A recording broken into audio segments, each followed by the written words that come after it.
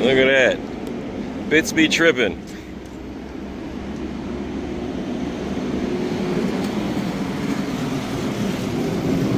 That's dope. I like that.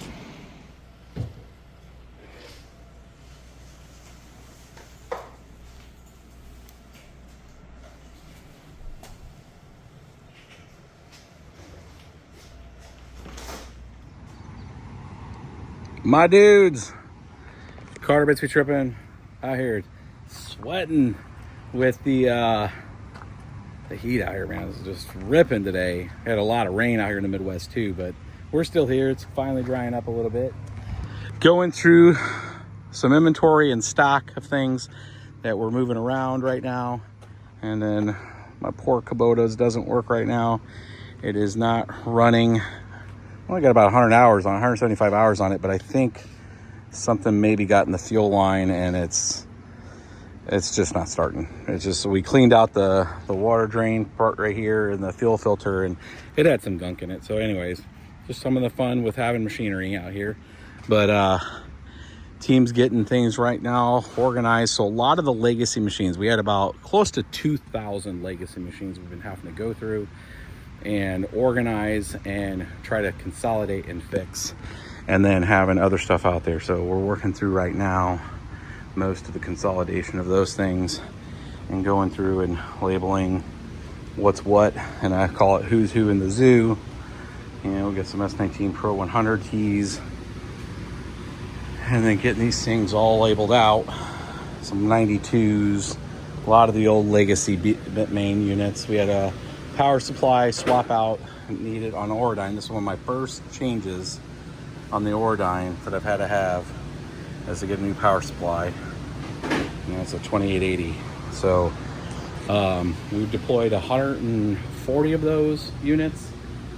Or no, sorry, 205 of the Auradines, and I've only had one have an issue that wasn't caused by us. Like, it was just something that had have an issue.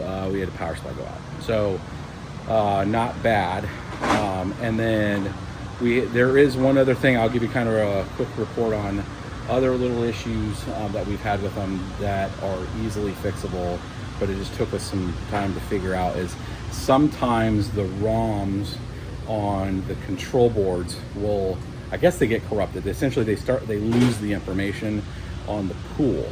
And essentially your way of finding it is the machine stops mining, and then you go into it in Flux Vision, which is the SAS tool they have to configure, and then it won't hold its stuff. So essentially you just have to push a whole refreshed firmware to it, and sometimes you have to do that through the SD card. So I had 4 here that we were having that issue with, and that we've had to go through and reflash. So again, out of those 100 or 205 units, 5 in total we've had to touch. Air-cooled units too, by the way.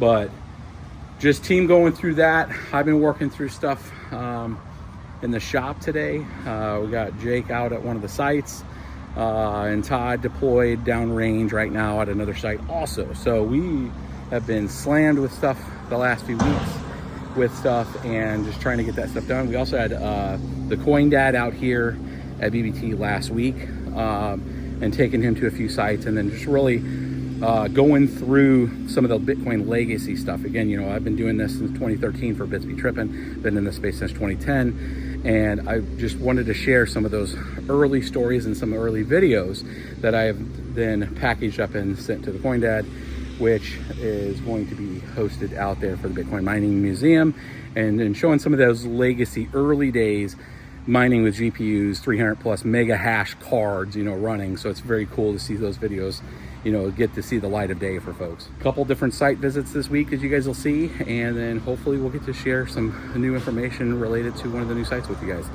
later this week. Hang out there, man. Let's keep grinding, my dudes. Bitcoin's ripping.